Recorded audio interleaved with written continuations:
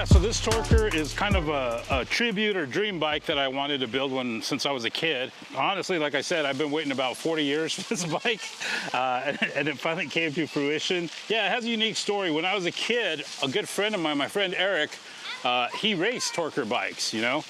He came out here to Chandler with the old school BMX track and raced in Chandler, and he rode Torkers. I think he even I believe he had a Torker 24 Cruiser, as a matter of fact, too, you know.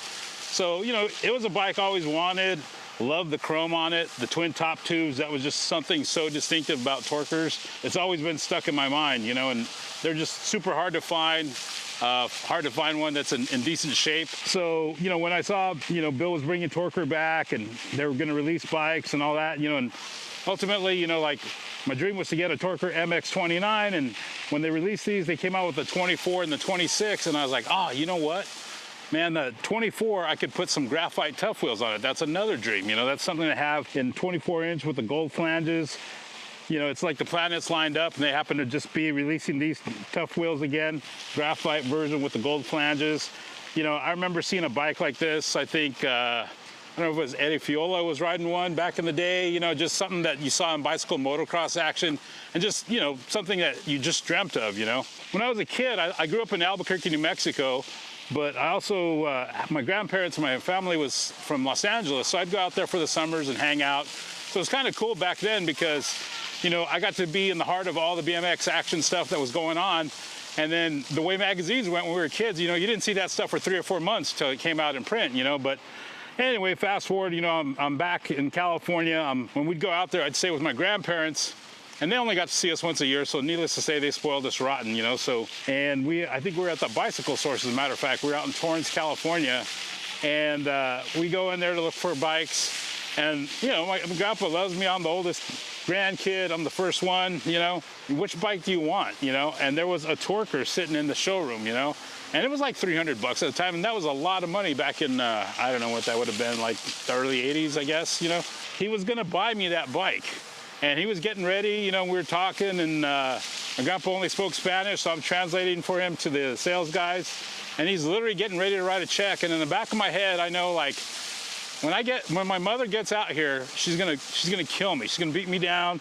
I'm in so much trouble. They'll take the bike from me, but eventually I will get it back. And luckily, I guess, I don't know, I was a good kid. I went to Catholic school. I felt guilted out. And at the last minute, I told my grandpa, no, I don't like that bike. I don't want that one. He's like, which one do you want? And I was like, there's not a bike here that I want. And I was just, you know, coming to my senses and being good and trying to be responsible, I guess. And, you know, didn't want grandpa to spend a crazy amount of money like that, you know, so had to let the dream go, you know. And here we are 40 years later. You know, Bill brings Torker back, releases these bikes. And like I said, you know, when I saw that they were releasing a 24-inch, I was like, wow, you know what? That would be sweet to build like a dream bike that I've always wanted, to have a Torker with graphite tough wheels. So this is the bike that you see here now, you know. And like I said, the planets lined up. Graphite tough wheels were available. They actually had these limited edition gold flange pieces. I got the Torker stem. It's got Haro Fusion pedals, Redline Fright cranks, even got the Redline sprocket that's engraved, and Haro seat clamp.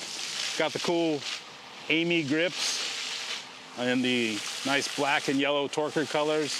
And then I topped it off with some Cook Brothers BMX brakes and lever. I happened to really luck out that a friend of mine knows Eddie King, who happens to live here in the valley, here in Phoenix with us. And I was able to get him to sign my number plate. So that was kind of a cool thing. This is something I've had sitting on the shelf forever, you know, and I was like, you know, who knew that I would have a Torker one day that this Haro plate would go on, and I would luck out, and, you know, Eddie King lives here in Phoenix, and I was able to get him signed it, you know. So this is just like kind of a cool ultimate tribute, kind of all came together. Oh yeah, flashing me back. All I need is a sack with paper so I could be throwing them like I did back in the day. But what's your favorite thing about the 24? Just like I said, you know, this is like a dream bike. This is a bike I wanted when I was a kid. You know, the bike with the graphite tufts, a Torker with black graphite tufts was like the dream, you know? Yeah. And obviously I'm a little too big for a 20 now, but you know, this 24 seems to work pretty good.